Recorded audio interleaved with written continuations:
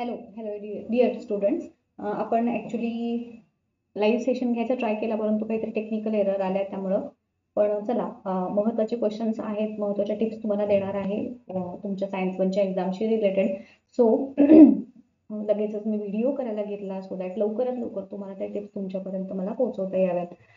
तुमचा पहिला प्रश्न होता की रेनबो फॉर्मेशन कसं लक्षात ठेवायचं. तर रेनबो फॉर्मेशनचा जो प्रश्न आहे तो तुमच्या पुस्तकामध्ये जसा दिलाय, तर ही जी डायग्राम दिली आहे तुम्हाला, तर ही ऍक्च्युली चुकीची आहे. डेन्सर टू रेअरर मीडियम जाताना लाईट रेज थोडेसे चुकीचे वेगळ्या पद्धतीने बेंड होतात अवे फ्रॉम नॉर्मल, तर इथं तसं दिसत नाहीये. पण ॲज यू नो, तुमचे जे आन्सर शीट आहे ती तुमच्या पुस्तकावरूनच काढली जाते. त्यामुळे ना तुम्हाला हीच डायग्राम जरी चुकीची असली तरी सुद्धा हीच ड्रॉ करायची आहे. हा तुमच्या पहिल्या प्रश्नाचं उत्तर झालं. त्यानंतर टेलिस्कोप आणि त्यांचे टाइप्स जे आहेत ते कसे लक्षात ठेवायचे. फॉर एक्झाम्पल, तुमचा हा इथं जो टेलिस्कोप दाखवलेला आहे ह्याची डायग्राम तुम्हाला जर ड्रॉ करायची असेल तर सगळ्यात आधी तुम्हाला दोन लेन्सेस काढून घ्यायचे. सगळ्यात आधी तुमची ही लेन्स तुम्ही ड्रॉ करून घेतली, राईट. लेन्सचा सेंटर शोधून काढला, प्रिन्सिपल ऍक्सिस ड्रॉ केला.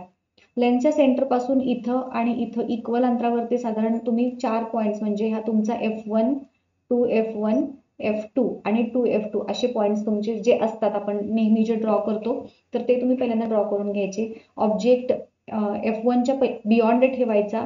एक रे पॅरलल टू प्रिन्सिपल ऍक्सिस जो रिफ्लेक्शन नंतर फोकस मधून जातो. दुसरा रे ओ मधून जाणारा, पोल मधून जाणारा, जो आफ्टर रिफ्लेक्शन परत आहे तसाच जातो. हे दोन्ही लाईट रेज जिथे एकमेकांना क्रॉस होतात, तर ह्या दोघांच्या मध्ये F1 आणि 2F1 आहे, तर बियॉन्ड 2F2 इथं, म्हणजे हा तुमचा 2F2 आहे ना, तर ह्याच्या बियॉन्ड तुमचे लाईट रेज जे आहेत ते एकमेकांना क्रॉस झाले पाहिजेत. आणि मग दुसऱ्या फॉर दिस सेकंड लेन्सचा डायमीटर हा कसा आहे, मोठा आहे. लेन्सचा सेंटर हा आहे. हा फोकस, म्हणजे ही जी फोकल लेंथ झाली, अंदाजे परत तेवढ्याच अंतरावरती इकडे दुसरा फोकस मार्क करून घ्यायचा. आणि मग तुमचं जे पुढचं आहे, पुढचा जो पॉइंट येतो आपला की, एक मिनिट, ह्या लेन्सेस पासून हा सेकंड लेन्स जी आहे आपली, या सेकंड लेन्सच्या फोकस आणि पोल यांच्यामध्ये ऑब्जेक्ट आहे. तो जेव्हा ऑब्जेक्ट पोल आणि फोकसच्या मध्ये असतो, इमेज तुमची कुठे, ते ऑन द सेम साइड. तो एक पॅरलल लाईट रे दाखवला जो आपला रिफ्लेक्शन नंतर ह्या फोकस मधून, इथं फोकस आहे ना, तर तिथून गेलेला असणार आहे, तो असाच पुढे जाईल. आणि दुसरा रे जो सी मधून जाणार आपण दाखवतो, तो असाच पुढे आपण एक्सटेंड केला. आणि जनरली शक्यतो ही कुठे दाखवायची, इथे. ह्या तुमचा ऑब्जेक्ट जिथे ठेवला त्याच्या थोड्याशा पलीकडे. हे सगळे ऍडजस्टमेंट आहे. तर ह्या पद्धतीने ही डायग्राम तुम्ही लक्षात ठेवू शकता. ठीक आहे. त्यानंतर तुमचा जो पुढचा प्रश्न आहे तो याच्यावरती, रिफ्रॅक्टिंग टेलिस्कोप, त्याच्यामध्ये पण अशाच पद्धतीनं करायचं आहे. पहिल्या लेन्ससाठीचा ऑब्जेक्ट कुठं आहे आपला, तर ऍट इन्फिनिटीवरून लाईट रेज येत आहेत, ते फोकसवरती एकत्र येतात. छोटीशी इमेज दिसते हे दाखवण्यासाठी आपण हे लाईट रेज थोडेसे टिल्टेड दाखवले आहेत, एवढाच आहे. इमेज हा जो पहिल्या लेन्सचा तुमचा जो फोकस आहे तोच दुसऱ्या लेन्सचा पण फोकस आहे. ह्याची फोकल लेंथ जास्त आहे, ह्याची फोकल लेंथ छोटी आहे, कारण ही लेन्स छोटी असल्यामुळे. सो ह्या पद्धतीने तुम्ही ह्या दोन डायग्राम्स ज्या आहेत त्या लक्षात ठेवायच्या आहेत. तुमचा पुढचा जो प्रश्न होता तो रिफ्रॅक्टिव्ह इंडेक्सच्या न्यूमेरिकलचा, तर हे 2-4च न्यूमेरिकल्स आहेत, खूप काही नाही आहेत. ह्या पद्धतीनं सॉल्व्ह करायची. आणि refractive index of first medium with respect to second आणि second medium with respect to first, ह्याच्यामध्ये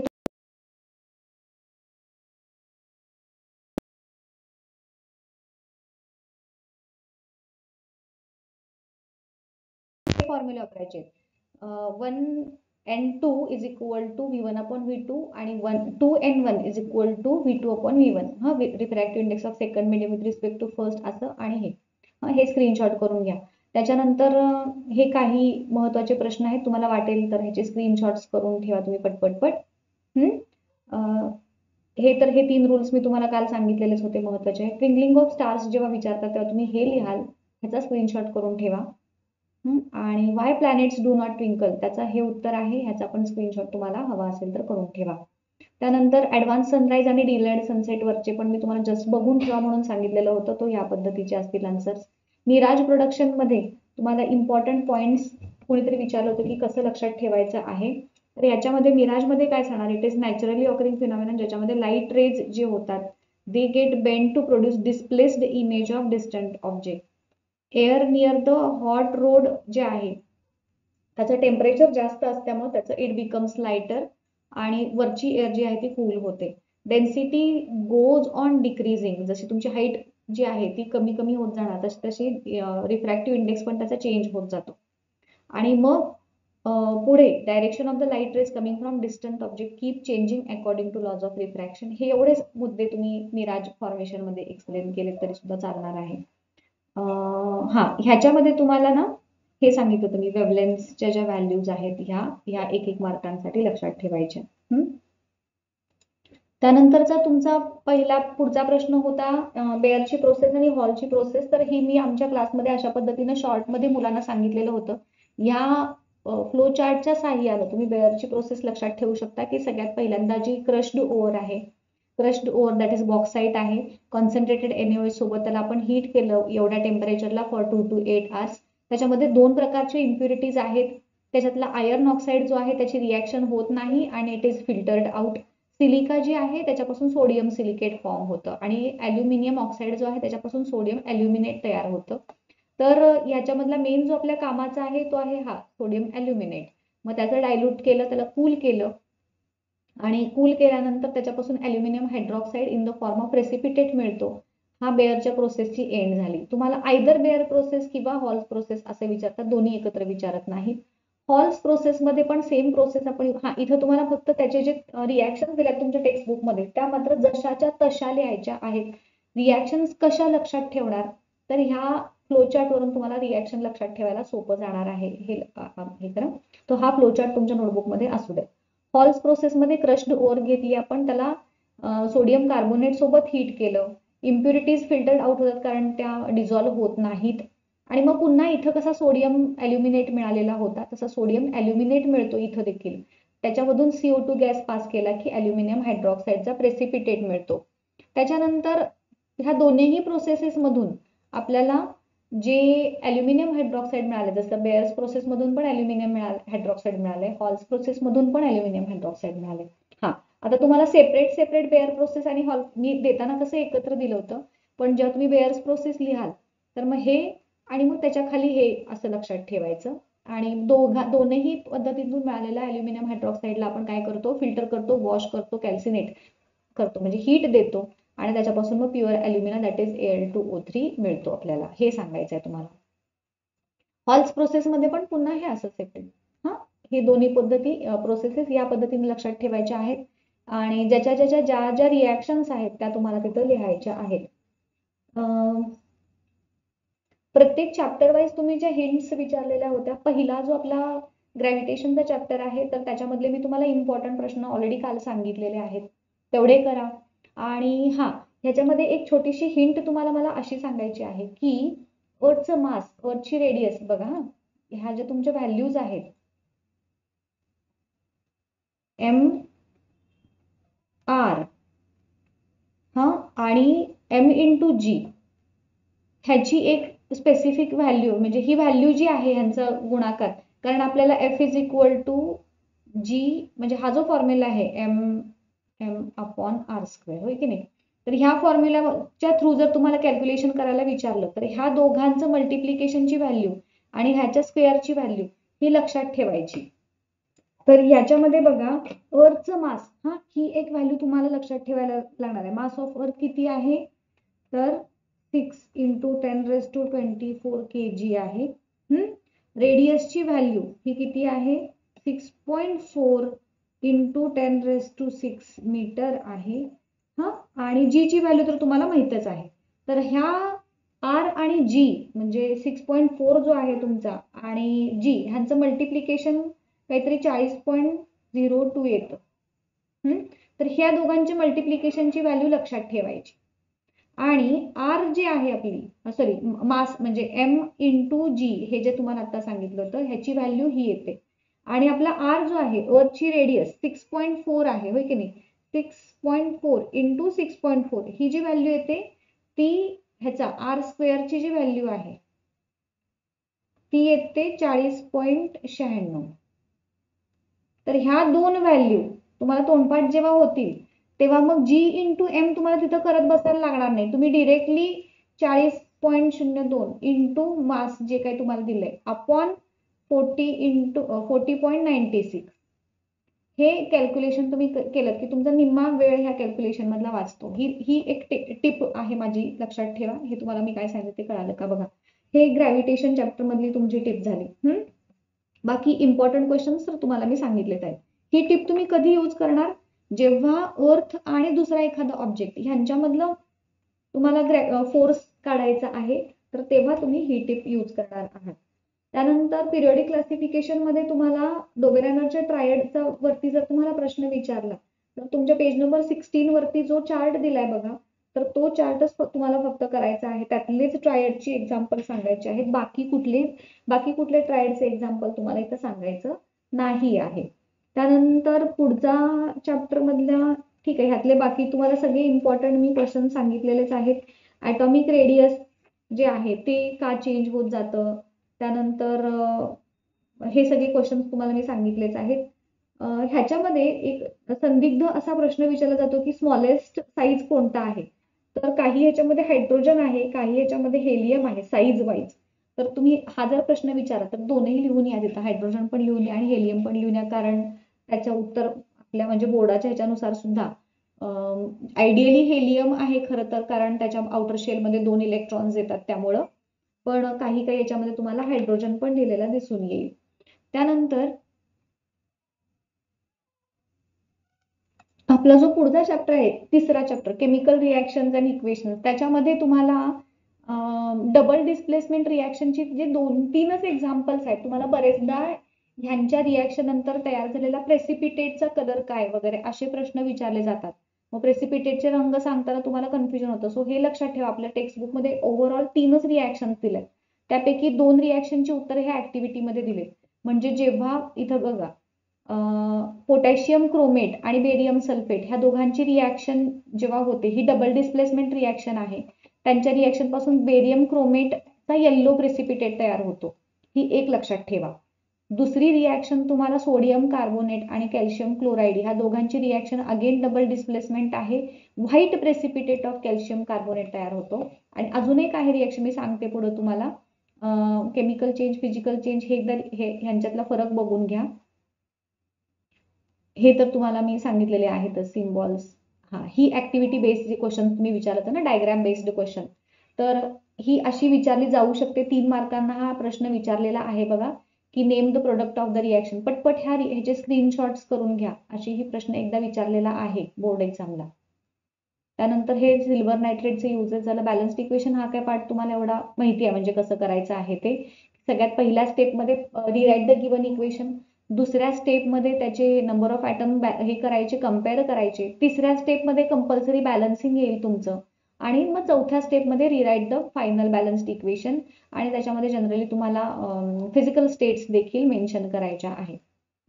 त्यानंतर प्रत्येक प्रकारचे रिॲक्शन्स ह्या अशा एक रिॲक्शन आणि त्याचं अलॉंग विथ एखादं एक्झाम्पल, हे लक्षात ठेवायचं आहे. आता काही रिॲक्शन्स बघा, जसं की Mg+O, ही रिॲक्शन जर आपण कन्सिडर केली तर ही 2 प्रकार होऊ शकतात. म्हणजे एक ऑक्सिडेशन पण होऊ शकतं आणि कॉम्बिनेशन पण रिॲक्शन होऊ शकतं. मग तिथं काय लिहायचं, तर तिथं दोन्ही लिहून या. मग अशा वेळेस तुम्ही this type of reaction is either combination लिहा किंवा कॉम्बिनेशन पण लिहा आणि ऑक्सिडेशन पण लिहा, तुमचा मार्क तिथं जाणार नाही. असं काही तुम्हाला, ही एक ऍक्टिव्हिटी बेस्ड क्वेश्चन आहे बघा, पेज नंबर 37 वरचा. हा पण 3 मार्काला प्रश्न विचारलेला आहे. तर हे प्रश्न बघून घ्या आणि त्याची उत्तरं काय आहेत ह्याचे स्क्रीनशॉट्स करून घ्या जरा. बायोगॅसचे युजेस, हे ह्याच्यातले ऍक्टिव्हिटी बेस्ड क्वेश्चन्स हे फार विचारले जातात तुम्हाला. आणि डबल डिस्प्लेसमेंट जर मी जे अजून एक हे सांगत होते, ही मगाशीच रिॲक्शन झाली, हा एक प्रश्न झाला आणि हे एक, असे एकूण 3च एक्झाम्पल्स आहेत तुम्हाला डबल डिस्प्लेसमेंटचे, चौथं नाही. तर ह्याच्यामध्ये एवढं लक्षात ठेवलं की तुमचे त्याचे मार्क तुम्हाला मिळून जातील. हा एक ऍक्टिव्हिटी बेस्ड क्वेश्चन आहे बघा, मार्च मध्ये विचारलेला. बाकी तुम्हाला रेडॉक्स रिॲक्शन वगैरे माहिती आहेत. रेट ऑफ केमिकल रिॲक्शन ह्याच्यावरचे तुम्हाला सायंटिफिक रिझन, आणि पेज नंबर 41 वरचे तुम्ही मला जे विचारत होतात, तर हे इथं आहेत बघा ते प्रश्न. Explain the importance of rate of chemical reaction in our life. ह्याचं स्क्रीनशॉट करून घ्या आणि हे त्याचे एक्झाम्पल्स आहेत. त्यानंतर हे पेज नंबर 41 वरचे जे प्रश्न त्याच्यावरती विचारले जातात, मी तुम्हाला सांगितलं, तुम्हाला बऱ्याच जणांनी आठवण करून दिली होती, तर हे त्याच्यावरचे प्रश्न आहेत. हे एकदा बघून घ्या, हे बरेचदा विचारलेले आहेत. एखादा प्रश्न ह्याच्यावरचा पण येऊ शकतो. रेडॉक्स रिॲक्शन जेव्हा तुम्ही लिहाल तर नुसतं असं लिहायचं, पहिल्यांदा ही वर्डमध्ये लिहायची, मग हे असं दाखवायचं आणि मग कोणाचं ऑक्सिडेशन होतं, कोणाचं रिडक्शन होतं हे तिथं दाखवायचं आहे तुम्हाला. ठीक आहे. तुमचा जो इफेक्ट्स ऑफ इलेक्ट्रिक करंट हा चॅप्टर आहे त्यातले हे इम्पॉर्टंट फॉर्म्युले मी इथं लिहिले, बघून घ्या एकदा. आणि कुणीतरी मला प्रश्न विचारला की जूल्स लॉ ऑफ हिटिंग मध्ये काय लक्षात ठेवायचं, तर तो जूल्स लॉ ऑफ हिटिंग ह्या पद्धतीने तुम्ही लक्षात ठेवा. सगळ्यात पहिल्यांदा आपण तर याच्यामध्ये तुम्ही व्ही जे आहे पोटेन्शियल डिफरन्स पहिल्यांदा तुम्ही लक्षात ठेवायचं. आर हा त्याच्यामधला रेझिस्टन्स आहे, आय करंट आहे, क्यू एवढ्या टाइम मधून टी एवढ्या टाइम मधून क्यू एवढा चार्ज फ्लो होतोय, तर त्याची पॉवर साठीचा हा फॉर्म्युला. ह्या पद्धतीनं तुम्ही हे डेरिव्हेशन जे आहे ते लिहायचं. आणि जर तुम्हाला जूल्स लॉचं इक्वेशन विचारलं काय आहे, तर तुमचं हेच लिहायचं. याची तुमच्या पुस्तकात जे दिलेलं आहे I square R T, Joules लॉचं इक्वेशन बघा तुम्हाला काय दिलेलं आहे, H is equal to I square R T, हे तुमचं इक्वेशन दिलंय. म्हणजे हे पण आहेच आहे काय, पण जर तुम्हाला एक स्पेसिफिक काय आहे असं विचारलं तर मग हेच द्यायचं, बिकॉज आपल्याला पुस्तकात हेच दिले. हे युनिट्स हे एक मार्कासाठी लक्षात ठेवा. हे सगळे 1 मार्काला येतात. त्यानंतर बरेचदा तुम्हाला कन्फ्युजन होणारा प्रश्न म्हणजे फ्लेमिंगचे जे लेफ्ट हँड आणि राईट हँड रूल आहेत त्याच्यात, तर तुम्हाला बरेचदा प्रश्न पडतो हे काढायची का कोणती काढायची. तर जेव्हा डायग्राम काढायला विचारतात तेव्हा आपण हीच डायग्राम काढायची आहे हे लक्षात घ्या. आपल्याला हीच डायग्राम काढायची, पण ती कशी काढायची आहे, तर आता माहित नाही आपल्याला कोणता लॉ आहे काय आहे, तर लेफ्ट हँड रूल म्हणजे जर दिलेलं असेल आणि मग ह्या नावात जर तुम्हाला कन्फ्युजन होत असेल की इथं काय लिहायचं, इथं काय लिहायचं आणि इथं काय लिहायचं, तर एक लक्षात घ्या, साधी सोपी टेक्निक आहे ह्याची. तुमचा लेफ्ट हँड सरळ ठेवायचा, लेफ्ट हँड ठेवायचा, ह्या इथं जशी दाखवली तशी लेफ्ट हँडची 3 बोटं आपली धरायची. आणि तो म्हणजे तुमचा हात हा असा दिसेल, म्हणजे अंगठावरती जसा इथं दिसलाय, तर तुमचा त्या 3 बोटात, मला इथं व्हिडिओ ऑन नसल्यामुळे करून दाखवता येत नाहीये, तर तुम्हाला ह्याच्यामध्ये काय करायचं आहे, हा पार्ट हे तुमचं हा तुमचं पहिलं इंडेक्स फिंगर आहे आणि हे तुमचं जे आहे ते मिडल फिंगर आहे, होय की नाही. आणि मग अंगठा इथं वरती असं धरायचं, लेफ्ट हँडची इंडेक्स फिंगर इथं खाली येईल असं धरायचं, मिडल फिंगर इथे येईल असं धरायचं आणि अंगठावर. आणि मग इंडेक्स फिंगर काय दाखवतं आपलं, तर मॅग्नेटिक फील्ड दाखवतं. Middle finger direction of current दाखवतं. आता लेफ्ट हँड रूल लिहिताना इंड्युस्ड करंट असं नाही लिहायचं, लेफ्ट हँड साठी नुसतं डायरेक्शन ऑफ करंट लिहायचं. आणि राईट हँड रूल असेल तर तिथे इंड्युस्ड करंट असं लिहायचं, नाही तर नाही. हे लक्षात ठेवा, तिथे छोट्या छोट्या चुका होऊ शकतात. आलं लक्षात. त्यानंतर मोटर आणि जनरेटर तुम्हाला मी सांगितलं होतं, ह्याचे जे कन्स्ट्रक्शन आहे त्या कन्स्ट्रक्शनच्या 6 पॉईंट्स पैकी 5 पॉईंट्स हे सगळ्यांच्या मध्येच कॉमन आहेत. फक्त वेगळे काय काय येतात तेवढं त्याची कंपॅरिझन मी तुम्हाला चार्ट दिलेला आहे त्याचा, त्या पद्धतीने लक्षात ठेवा. वर्किंग लिहिताना बघा, हे जेवढे मी अंडरलाईन केलेत की नाही इथे, तेवढेच पॉईंट तुमचे बघितले जातात एक्झाम मध्ये, बघून घ्या आणि हे लिहून ठेवा. फार तर एक्झाम मध्ये तुमचं एवढंच बघितलं जातं तुम्ही हे लिहिलेत की नाही ते. सेम वे ना हे इलेक्ट्रिक जनरेटरचं आहे, जनरेटरचे पण वर्किंग लिहिताना बघा एवढेच पॉईंट्स तुम्हाला व्यवस्थित हायलाइट, म्हणजे मी जे अंडरलाईन केले तेवढे बघून ठेवा आणि तसे तुम्हाला लिहायचे आहेत. डीसी जनरेटर मध्ये पण त्याचं वर्किंग या पद्धतीने, इथं मी ते अंडरलाईन करायचे राहिलेत पण तुमच्या लक्षात आलं असेल तर मगाशच्या प्रमाणे कोणत्या कोणत्या पॉईंट्सना अंडरलाईन करायचंय त्या पद्धतीने तुम्हाला हे दाखवायचंय. तर हा प्रश्न झाला. ह्या चॅप्टर मधले डाऊट क्लिअर झाले. लेन्सेज चॅप्टर मधला हा टेबल खूप महत्वाचा आहे. मी तुम्हाला सांगितले की इथं तुम्हाला बरेचदा फिल इन द ब्लँक सारखं विचारलं जाऊ शकतं, मग त्याच्यात तुम्ही काय कराल तर मेनली हे पॉईंट लक्षात ठेवा, बाकीचे तर तुम्ही लिहाल, हे सगळं तुमच्या पाठच झालं असेल. आता पहिली ऍट इन्फिनिटी वाली आणि 5वी ही कंडिशन एकमेकांना अपोजिट आहे. म्हणजे पहिल्या कंडिशन मध्ये ऑब्जेक्ट ऍट इन्फिनिटी आहे, इमेज ऍट, आणि 5व्या मध्ये इमेज ऍट इन्फिनिटी आहे. पहिली 5वी अपोजिट झाली. त्यानंतर दुसरी आणि चौथी अपोजिट आहेत. दुसऱ्यामध्ये ऑब्जेक्ट बियॉन्ड 2f1 आहे आणि इमेज बियॉन्ड 2f2 आहे, ह्या 2 अपोजिट झाल्या. तिसऱ्यामध्ये हे तर झालंच. आता आणि 6वी जी आहे ती वेगळीच आहे. या पद्धतीने लक्षात ठेवायला तुम्हाला सोपं जाईल. पहिल्या ज्या आहेत त्या सगळ्याच रिअल आणि इन्व्हर्टेड, शेवटची फक्त व्हर्च्युअल आणि इरेक्ट आहे. साईज ऑफ इमेज लिहिताना मात्र जसं पुस्तकात दिलंय तुम्हाला तेच लिहायचे आहेत शब्द, ह्याच्या व्यतिरिक्त वेगळं नाही. हे झालं. ह्यातले बाकीचे इम्पॉर्टंट क्वेश्चन्स मी तुम्हाला ऑलरेडी सांगितलेले आहेत. त्यानंतर डायरेक्टली येऊयात आपल्या, तुम्ही हे जो प्रश्न विचारत होता की आयडेंटिफाय रिॲक्शन कशा आयडेंटिफाय करायच्या, तर त्याची एक टेक्निक आहे बघा. त्यातली जशी ही पहिली रिॲक्शन आहे, या पहिल्या रिॲक्शन मध्ये रिॲक्टंट साईडला O कमी आहे 1 आणि प्रोडक्ट साईडला 1 O जास्त आहे. सो ही रिॲक्शन झाली ऑक्सिडेशनची. ज्या रिॲक्शन मध्ये रिॲक्टंट साईडला कमी ऑक्सिजन आणि प्रोडक्ट साईडला जास्त ऑक्सिजन, ती ऑक्सिडेशन असते. आता इथे दुसरी रिॲक्शन आहे कंबशनची. कंबशन कशी ओळखायची, तर प्रोडक्ट साईडला CO2 आणि H2O लिहिलेलं दिसलं की ती कंबशन आहे हे ओळखायचं. पुढची रिॲक्शन आहे ऍडिशनची. ऍडिशन कशी ओळखायची, तर याच्यामध्ये आयदर आयोडीन किंवा ब्रोमीन, इथं जिथं ब्रोमीन आहे तसं इथं I2 असेल तर आणि इथं ब्रोमीन, ह्या दोन्हीपैकी एक असेल तर ती ऍडिशन रिॲक्शन ओळखायची. ती पुढची जी आहे ही सबस्टिट्यूशनची रिॲक्शन आहे. ती कशी ओळखायची, तर क्लोरीन जर असेल तर तो सबस्टिट्यूशनची रिॲक्शन आहे असं ओळखायचं. पुढची रिॲक्शन आहे डिहायड्रेशन.